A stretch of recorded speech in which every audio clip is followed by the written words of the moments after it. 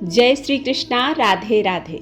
स्वागत है आप सभी का आपके अपने YouTube चैनल उपासना की उपासना में। आज की वीडियो में आप रसपान करेंगे पुरुषोत्तम मास की एकादशी पद्मनी एकादशी व्रत की कथा का।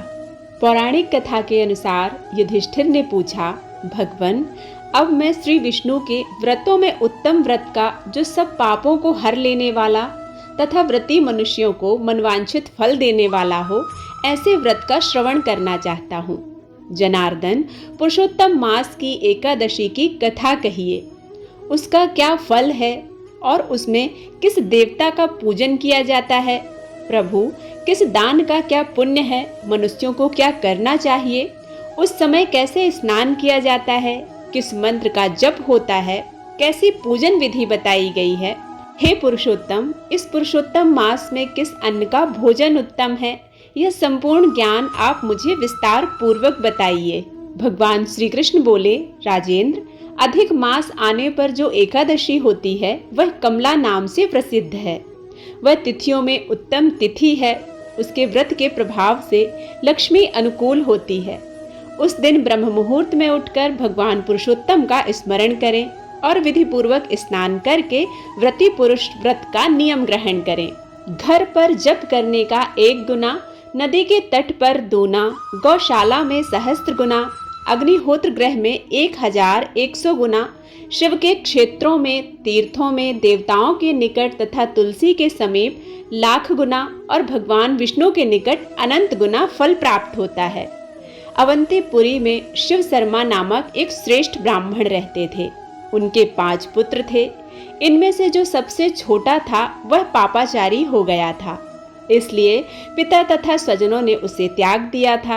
अपने बुरे कर्मों के कारण निर्वासित होकर वह बहुत दूर वन में चला गया। देवयोग से एक दिन वह तीर्थराज प्रयाग में जा पहुंचा। भूख से दुर्बल शरीर और दीन मुख लिए उसने त्रिवेणी में स्नान किया। फिर क्षुधा से पीड़ित होकर वह वहां मुनियों के आश्रम खोजने लगा। इतने में उसे वहां हरिमित्र मुनि का उत्तम आश्रम दिखाई दिया। पुरुषोत्तम मास में वहां बहुत से मनुष्य एकत्रित हुए थे। आश्रम पर पापनाशक कथा कहने वाले ब्राह्मणों के मुख से उसने श्रद्धा पूर्वक कमला एकादशी की महिमा सुनी, जो परम पुण्यमयी तथा भोग और मोक्ष प्रदान करने वाली होती है।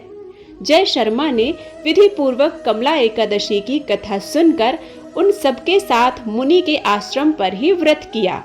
जब आधी रात हुई तो भगवती लक्ष्मी उसके पास आकर बोली, हे ब्राह्मण, इस समय कमला एकादशी के व्रत के प्रभाव से मैं तुम पर बहुत प्रसन्न हूँ और देवाधिदेव श्रीहरि की आज्ञा पाकर वैकुंठ धाम से आई हूँ। मैं तुम्हें वर देना चाहती हूँ। ब्राह्मण बोला, माता लक्ष्मी, यदि आप मुझ पर प्रसन्न हैं तो वह व्रत बताइए जिसकी कथा वार्ता में साधु ब्राह्मण सदा संलग्न रहते हैं।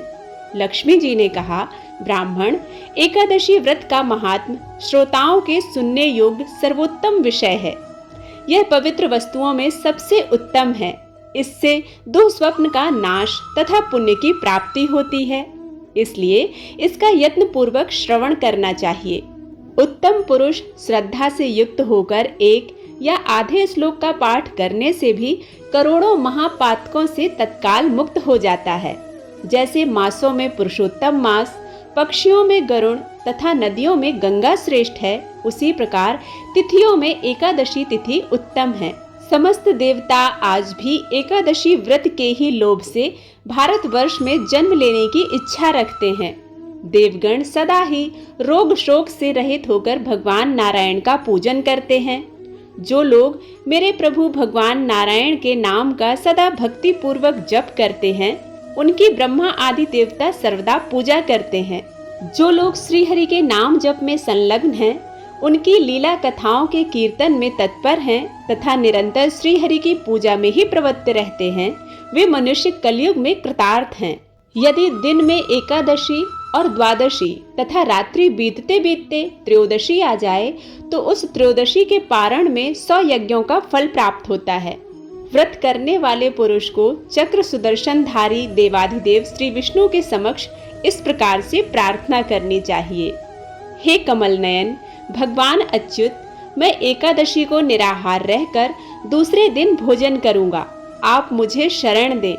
तत्पश्चात व्रत करने वाला मनुष्य मन और इंद्रियों को वश में करके गीत वाद्य नृत्य तथा पुराण पाठ आदि के द्वारा रात्रि में भगवान के समक्ष जागरण करे।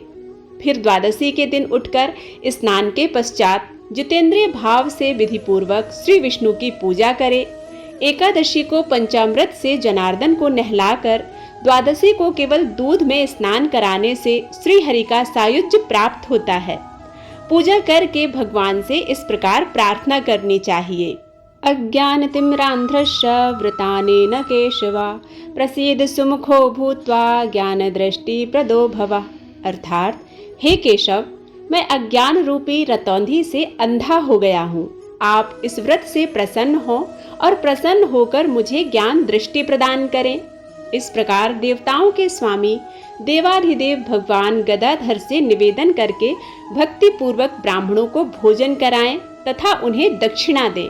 उसके बाद भगवान नारायण के शरणागत होकर बलि वैश्रव देव की विधि से पंच महायज्ञों के अनुष्ठान करके स्वयं मौन हो अपने बंधु बांधवों के साथ भोजन करें।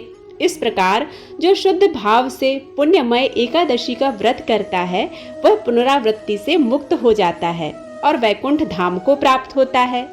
भगवान श्री कृष्ण कहते हैं, हे राजन, ऐसा कहकर लक्ष्मी देवी वहां उस ब्राह्मण को वरदान देकर अंतर ध्यान हो गईं। फिर वह ब्राह्मण भी धनी होकर पिता के घर पर आ गया। इस प्रकार जो कमला का उत्तम व्रत करता है तथा एकादशी के दिन इसका महात्म्य सुनता है वह सब पापों से मुक्त हो जाता है।